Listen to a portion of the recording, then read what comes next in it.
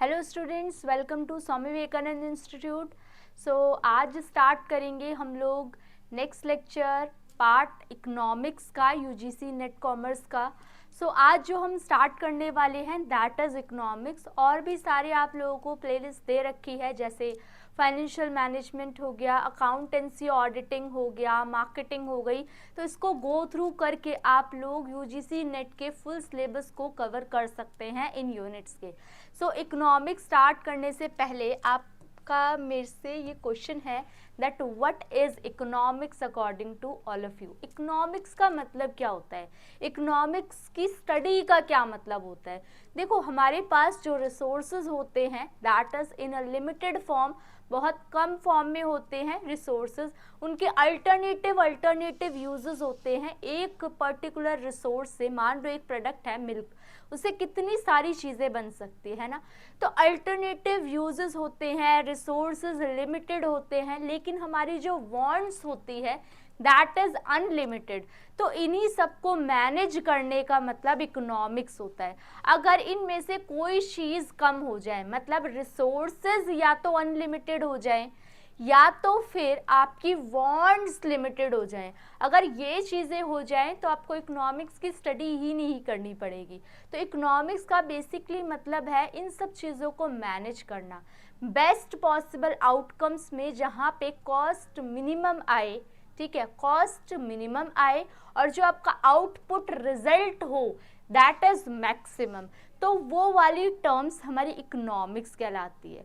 तो इकोनॉमिक्स को simple way में पढ़ाई करोगे तो क्या पता चलेगा, इकोनॉमिक्स जो हम स्टडी करते हैं पर्टिकुलर मार्केट के अंदर, एक मार्केट है उसकी पूरी स्टडी होती है। और economy and the impact of scarcity, अभी मैंने बताया ना, रिसोर्सेज की हमारे पास कमी है, ठीक है, चीज़ें हमारे पास लिमिटेड फॉर्मेट में है। अब हमें उस कमी को उस स्केर्सिटी के अंदर ही, उस रिसोर्सेज के अंदर ही प्रोडक्शन को भी कवर करना है, डिस्ट्रीब्यूशन वाले पैटर्न को भी समझना है, कंजम्पशन को भी समझना है एज इम्पॉर्टेंट टॉपिक। तो मतलब उन सारी डिटेल्स के अंदर ही आपको सामान को बनाया भी जाएगा, उन स्केर्सिटी को देखते हुए सामान को आप बनाओगे भी, प्रोडक्ट को मैन्युफैक्चर भी करोगे, देन मैन्युफैक्चर करने के बाद डीलिंग भी करोगे उस प्रोडक्ट की, ठीक है, उसको लोगों तक पहुंचाओगे भी और लोग उसको कंज्यूम भी करेंगे, डिस्पोज ऑफ भी करेंगे। तो ये सारी की सारी प्रोसेस आपकी इकोनॉमिक्स का पार्ट बनती है ना। बिजनेस इकोनॉमिक्स जो है वो फोकस करता है एक पर्टिकुलर चीज़ों पे, बिजनेस के ऑपरेशंस पे और उनके relation to the economy. It deals with, ये आपको इकोनॉमिक के प्रिंसिपल, कितनी कैपिटल इन्वॉल्व है, वो कितना प्रॉफिट बन रहा है आपका, प्रोडक्शन कितनी अच्छे से आप प्रोडक्शन कर रहे हो, मैनेजमेंट की स्ट्रेटेजी क्या है, इन सब की स्टडी जो करने के लिए आती है वो इकोनॉमिक्स में आती है। तो ना केवल आप सामान को बना रहे हो या स्केर्सिटी से आप लिमिटेड जो आपके पास रिसोर्सेज हैं उनका यूजेस कर रहे हो, बल्कि उनका एफिशिएंटली इफेक्टिव मैनर में काम करना, ठीक है। दूसरा बोला गया है एडिशनली इसके अंदर एक्सटर्नल फैक्टर्स भी जुड़े होते हैं। एक्सटर्नल फैक्टर्स का मतलब मैंने सामान को बनाया, सामान को लोगों तक पहुंचाया, लोगों ने उसको यूज़ किया, तो इसके अलावा उसमें एडिशनल में क्या क्या इंक्लूड है कि अगर मैं किसी इंडस्ट्री में पर्टिकुलर सामान बना रही हूँ तो इंडस्ट्री में कितने चेंजेस आएंगे, कितने बदलाव आएंगे, changes in raw material prices में कितने चेंजेस होंगे, इट अफेक्ट बिजनेस डिसीजन, ये सब भी बिजनेस के डिसीजंस को अफेक्ट करते हैं, ठीक है। तो यहाँ पे आप एक्सटर्नल वाला पार्ट देख रहे हो ना, ये वाला जो फैक्टर लिखा है एक्सटर्नल फैक्टर, तो आप इसी से कोरिलेट कर पा रहे होगे। जब भी इकोनॉमिक्स की स्टडी करते हैं then we have to study the also the branches of economics. तो कितने टाइप की ब्रांचेस होती हैं, 2 टाइप की ब्रांचेस होती हैं, that is the micro economic और मैक्रो इकोनॉमिक। माइक्रो इकोनॉमिक का मतलब क्या होता है, when we study economy as an individual part, जब हम एक स्मॉल पार्ट में स्टडी करते हैं, एक इंडिविजुअल की डिमांड को या इंडिविजुअल की सप्लाई को फोकस करते हैं, तो हम क्या बात करते हैं, इकोनॉमिक्स की, माइक्रो इकोनॉमिक्स की। सो यहाँ पे हम 2 फैक्टर की स्टडी कर रहे हैं, that is micro economics and the second one is macro economics. दो पार्ट हो गए ना, एक हो गया माइक्रो इकोनॉमिक्स, एक हो गया माइक्रो इकोनॉमिक्स। ठीक है, तो दोनों की जब हम स्टडी कर रहे हैं माइक्रो इकोनॉमिक्स और मैक्रो इकोनॉमिक्स की, तो कैसे करेंगे? चलो, माइक्रो इकोनॉमिक्स के अंदर हम लोग क्या बात करते हैं कि एक इंडिविजुअल के लेवल पे स्टडी करते हैं, individual consumer, individual supply, individual demand, इनके बारे में। लेकिन जब मैक्रो इकोनॉमिक्स की बात करते हैं तो as a group, as a whole, country को एक मान के हम काम करते हैं। ठीक है ना, माइक्रो इकोनॉमिक्स के अंदर कुछ फैक्टर्स होते हैं। ठीक है, कुछ फैक्टर्स मतलब जो मैक्रो फैक्टर्स होते हैं, इसमें आपको समझ नहीं आएगा, ऐसे क्लियर करके आपको ज़्यादा क्लियर होगा कॉन्सेप्ट को, कि जो माइक्रो इकोनॉमिक्स की जब हम स्टडी करते हैं तो हम ये मानते हैं कि macro variable remain constant. Macro variable में मतलब पूरी कंट्री पे उसका कोई भी इम्पैक्ट नहीं पड़ेगा। जब आप माइक्रो लेवल की स्टडी करते हो, एक इंडिविजुअल के लेवल की स्टडी करते हो, जब मैक्रो वेरिएबल की स्टडी करते हो, मैक्रो इकोनॉमिक्स की स्टडी करते हो, तो आप मानते हो कि आपके micro variable remain constant. Micro variable क्या रहेंगे? सेम रहेंगे। तो जब आप माइक्रो की बात करते हो then macro variable remain constant, और जब मैक्रो की बात करते हो तो माइक्रो वेरिएबल रिमेन कांस्टेंट। तो यहाँ पे ये आपको देख के चलना पड़ेगा कि जो दोनों ब्रांचेस हैं उनके अंदर कौन से पॉइंट ऑफ व्यू की बात की जाती है। जैसे कि सपोज इंडिविजुअल के लेवल की डिमांड, सप्लाई, और अगर आप कंट्री के लेवल पे बात करोगे तो कितना इन्फ्लेशन हो रहा है, पॉवर्टी कितनी बढ़ रही है, क्योंकि हम यहाँ पे पूरी कंट्री को एक मान के चलते हैं, है ना। तो ये वाली स्टडी आप करते हो। Now the next word is scope of business economics. क्यों इकोनॉमिक्स की हम स्टडी करते हैं, क्यों ज़रूरी है, या ये कितने ब्रॉड लेवल पे फैला हुआ है, इनकी बात करेंगे। क्या मेन ऑब्जेक्टिव्स हैं इसके? तो सबसे पहले है डिमांड एनालिसिस। जब हम इकोनॉमिक्स की स्टडी करते हैं तो हम डिमांड को पढ़ते हैं, एक पर्टिकुलर पर्सन की डिमांड क्या है, not even a particular person but a country, पूरी होल कंट्री की डिमांड एक किस प्रोडक्ट के ऊपर ज़्यादा है। तो ये डिमांड जो है वो हम पहले से ही कैलकुलेट कर लेते हैं सो दैट कि हमें वहाँ पे डिसीजन मेकिंग में मदद हो। ठीक है, तो डिमांड की एनालिसिस या डिमांड की जो फोरकास्टिंग करते हैं that will totally depend on economics. Okay, now demand analysis and forecasting ज़रूरी है बिजनेस इकोनॉमिक्स के लिए, और इसको समझने के लिए to comprehend consumer purchasing behaviour हमें उसके एक्शंस, उसके फैक्टर्स, उसके इंटरनल फैक्टर्स, एक्सटर्नल फैक्टर्स, इन सब को स्टडी करना पड़ता है एज द डिज़ायर्ड प्रोडक्ट, ताकि हम उस प्रोडक्ट की प्राइस को एनालाइज कर सके। क्योंकि आप लोगों को पता होगा कि demand is related to price. जब तक हम प्राइस और डिमांड के बीच में आपने लॉ पढ़ा है ना, लॉ ऑफ डिमांड क्या कहता है? लॉ ऑफ डिमांड इसी को पॉइंट को रिफ्लेक्ट बैक कर रहा है कि देयर इज अ रिलेशन। अब मैं बता नहीं रही कि कौन सा relation, there is a relation between price and demand. Price और डिमांड के बीच में एक रिलेशन होता है, लेकिन वो रिलेशन कौन सा होता है? वो इनवर्स रिलेशन होता है। ठीक है, इनवर्स मतलब नेगेटिव। अगर प्राइस बढ़ रहे हैं तो डिमांड कम हो जाएगी, और प्राइस घट रहे हैं तो डिमांड ज़्यादा हो जाएगी। तो यहाँ पे बेसिकली बोल रखा है कि डिमांड को कैलकुलेट करके और डिमांड को फोरकास्ट करके, सॉल्व करके, पहले से ही डिमांड को हम देख के चलते हैं ताकि हम अच्छे से उसकी स्टडी कर सकें और डिसीजन ले सकें।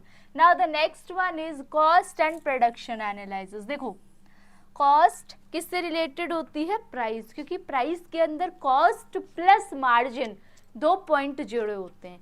जो प्राइस हम कंज्यूमर को दिखाते हैं, जो प्राइस हम चार्ज करते हैं पर्टिकुलर कंज्यूमर से, उसके अंदर कॉस्ट जुड़ा होता है प्लस मार्जिन जुड़ा होता है। ठीक है, तो हम ऐसा करते हैं, कोशिश करते हैं इस वाले फैक्टर को मिनिमाइज करें, मतलब कॉस्ट को कम कर सके। लेकिन कॉस्ट को कम करना है without impacting there quality. Quality पे फर्क नहीं पड़ना चाहिए, ठीक है। कॉस्ट को कम करने की कोशिश करोगे, लेकिन ऐसा ना हो कि क्वालिटी पे इसका फर्क पड़े, ओके। और जो मार्जिन है तो उससे मार्जिन क्या होगा, ज्यादा होगा। बेसिकली आपने प्रोडक्ट 10 रुपए का था, आपको कॉस्ट उसकी 7 रुपीज पड़ी, तो मार्जिन कितना हो गया, 3 रुपीज, ठीक है। ऑन द अदर हैंड आपने कॉस्ट को मिनिमाइज किया विदाउट इम्पैक्टिंग दियर क्वालिटी। बहुत सारे ऐसी चीज़ें सोची जहाँ पे कॉस्ट को कम किया जा सकता है, वेस्टेज वगैरह देखी, एफिशिएंसी को इम्प्रूव करने की कोशिश की, ये सब देखे, तो वहाँ से पता चला कि मेरी कॉस्ट कम होके 5 आ गई, तो मेरा मार्जिन बढ़ जाता है। यहाँ पे मार्जिन बढ़ता है अगर आप कॉस्ट को मिनिमाइज कर देते हो, प्रॉफिट बढ़ जाता है, ठीक है। तो अब क्या बोल रखा है, कॉस्ट और जो प्रोडक्शन एनालिसिस है ये इंपॉर्टेंट रोल प्ले करता है बिजनेस इकोनॉमिक्स के अंदर। जो बिजनेस इकोनॉमिक्स है उसके अंदर एनालाइज किया जाता है कॉस्ट को, अलग अलग प्रोडक्ट की कॉस्ट को, और ये समझा जाता है why the cost might be different, क्यों हर एक प्रोडक्ट की जो कॉस्ट है वो अलग अलग है। व्हाट वाज एस्टिमेट, जो गोल है वो ये देखा जाता है कि बेस्ट आउटपुट लेवल पे कॉस्ट को कम किया जा सके और प्रॉफिट को बढ़ाया जा सके। मैंने एग्जाम्पल के थ्रू बता दिया कैसे कॉस्ट को कम करोगे, कैसे प्रॉफिट को बढ़ाओगे। नाउ इसके अंदर क्या आता है, this can include, this also include using break even analysis. Break even की हेल्प से आप ऐसा कर सकते हो टू हेल्प मेक डिसीजंस ले सकते हो आप। The manager should also try, manager क्या कोशिश करेगा, मैनेजर ये कोशिश करेगा कि वेस्टेज कम हो, टाइम खराब कम हो, टाइम की वेस्टेज कम हो, एंड मटेरियल, ये दोनों चीज़ें कम हो, मटेरियल की वेस्टेज, टाइम की वेस्टेज कम हो, ताकि हम लोग अपना प्रॉफिट का मार्जिन बढ़ा सकें और कॉस्ट को कम कर सकें। Next is market and pricing. अब प्राइसिंग, क्योंकि मैंने कॉस्ट पता कर ली तो मैं उसमें प्रॉफिट जोड़ लूंगी तो मेरा प्राइस निकल के आएगा।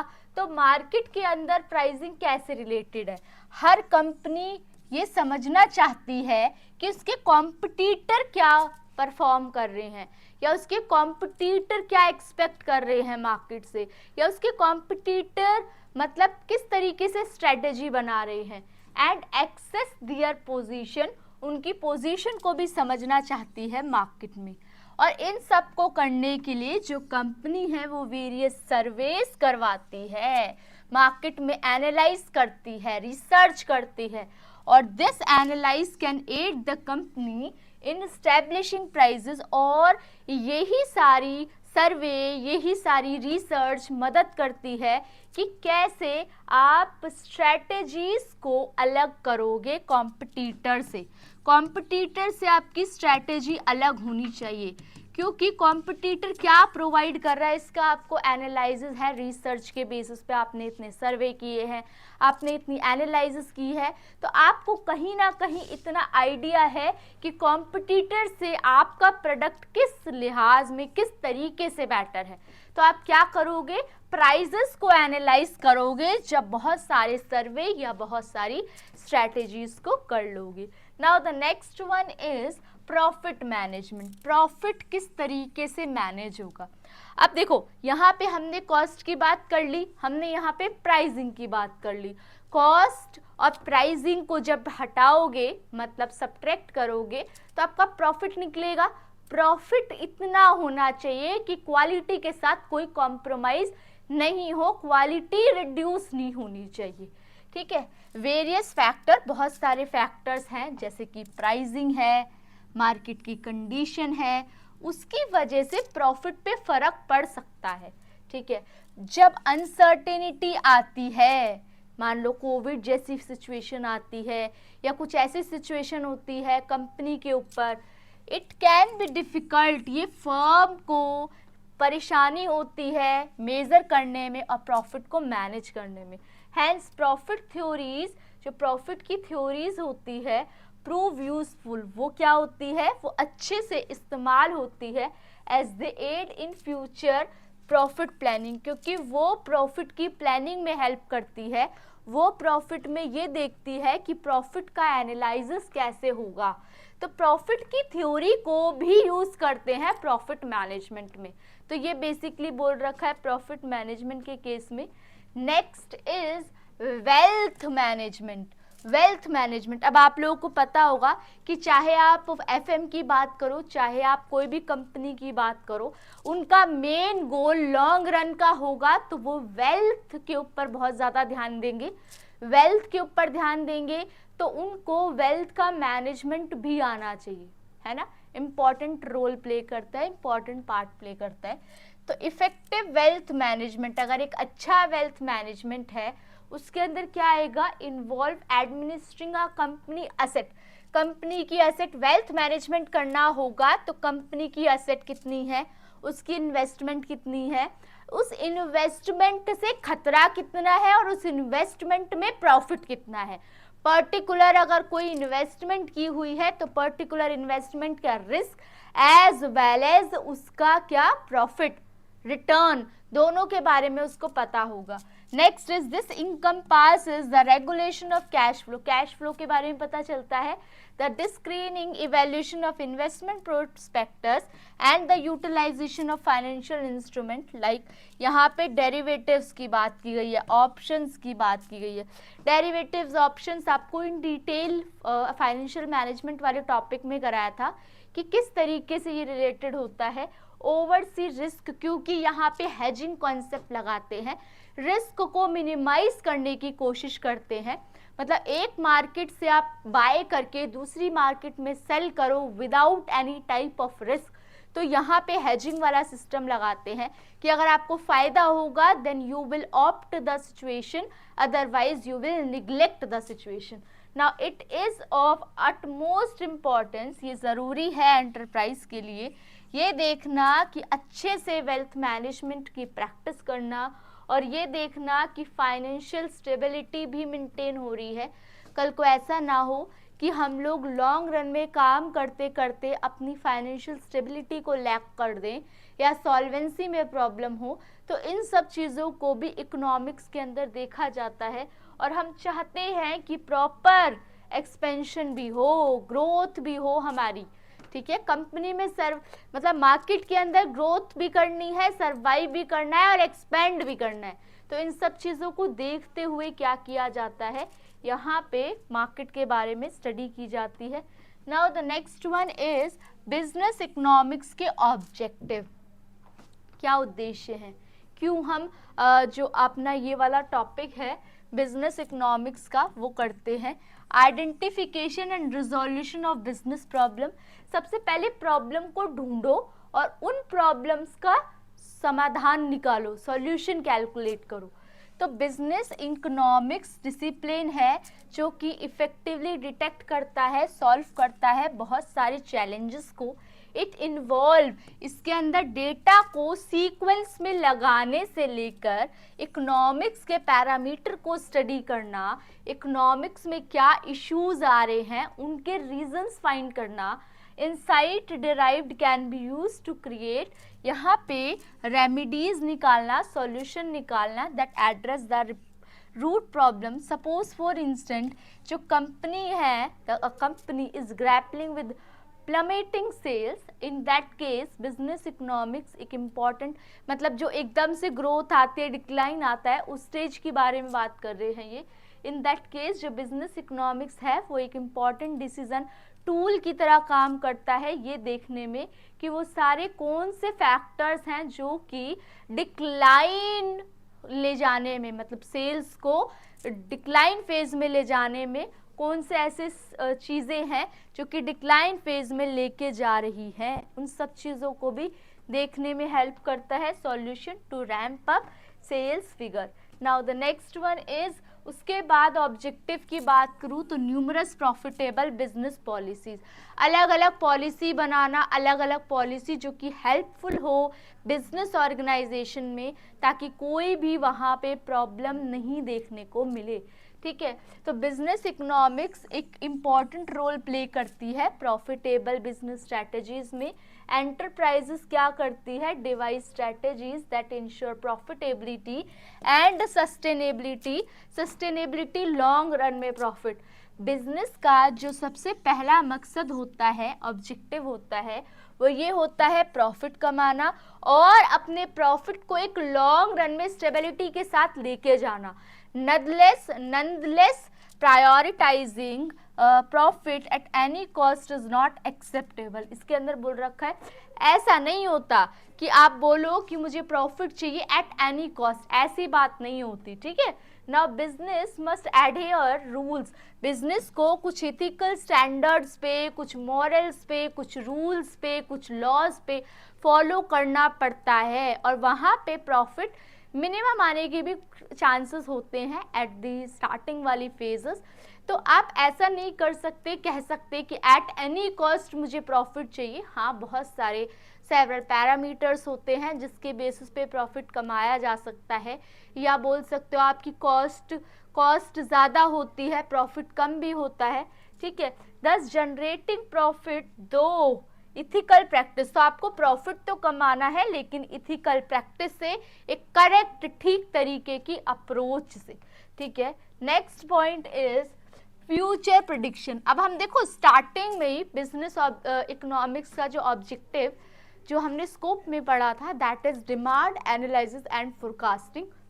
फोरकास्टिंग का मतलब ही क्या होता है, प्रिडिक्शन कर लेना पहले से ही। अब किस चीज़ की प्रेडिक्शन करोगे, डिमांड की प्रेडिक्शन करोगे, कितना आप सप्लाई कर सकते हो एट दैट टाइम, कितना आप प्रॉफिट कमा सकते हो, है ना। ये सब तो अगर फ्यूचर में, मान लो फ्यूचर में कल की डेट का भी कोई काम है तो वो आप प्रिडिक्शन के बेसिस पे ही कर सकते हो, क्योंकि 100%, 110% आपको कंफर्म नहीं है कि ये काम इस तरीके से कल हो जाएगा, है ना।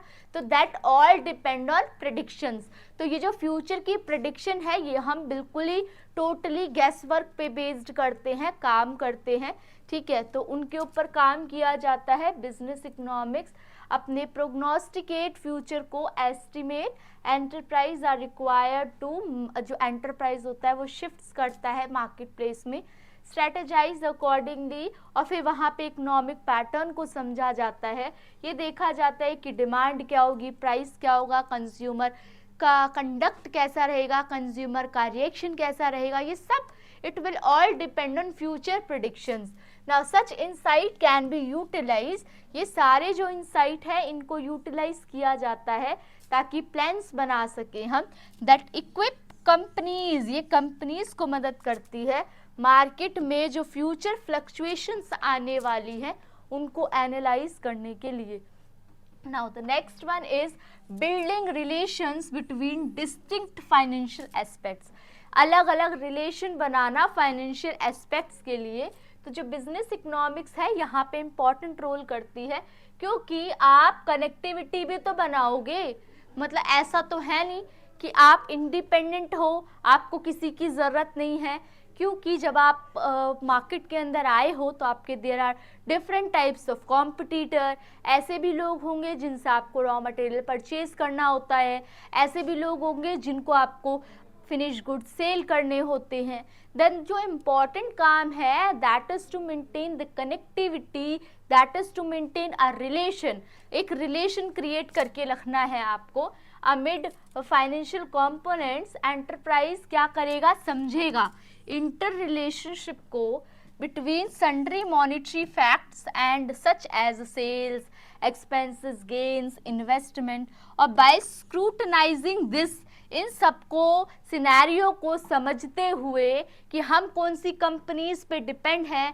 हम कौन सी कंपनीज के अंदर आ रहे हैं, कंपनीज अपने पिन पॉइंट वीक स्पॉट्स को ढूंढेगी और उनको ठीक करने की कोशिश करेगी, रेक्टिफिकेशन एंड डिवाइस इफेक्टिव वहाँ पे स्ट्रेटजीज बनाएगी ताकि फिस्कल परफॉर्मेंस को भी मेजर किया जा सके, ठीक है, मॉनिटरी प्रॉब्लम्स को भी वहाँ पे टैकल किया जा सके। तो ये सारी चीज़ें थी हमारी किसके बारे में, इकोनॉमिक्स का ओवरव्यू था, इकोनॉमिक्स के बारे में थी, और इकोनॉमिक्स का हमने स्कोप की स्टडी की और इकोनॉमिक्स की इम्पॉर्टेंस की स्टडी करी। नेक्स्ट लेक्चर वीडियो स्टार्ट होगी डिमांड की स्टडी के साथ। डिमांड को हम पूरा गो थ्रू करेंगे कि डिमांड होती क्या है, डिमांड कितने टाइप की होती है, डिमांड में अगर शिफ्ट आता है या मूवमेंट आता है तो उनको ग्राफ्स के थ्रू किस तरीके से रिप्रेजेंट किया जाता है, या क्वेश्चन एग्जामिनर किस तरीके के क्वेश्चंस पूछेगा इकोनॉमिक्स के पॉइंट ऑफ व्यू से, ये सब कुछ हम स्टडी करेंगे।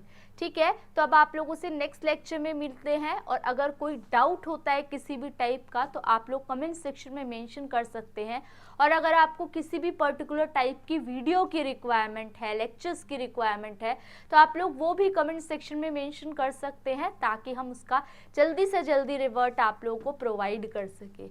ओके, तो नेक्स्ट लेक्चर वीडियो में मिलते हैं। Thank you for watching.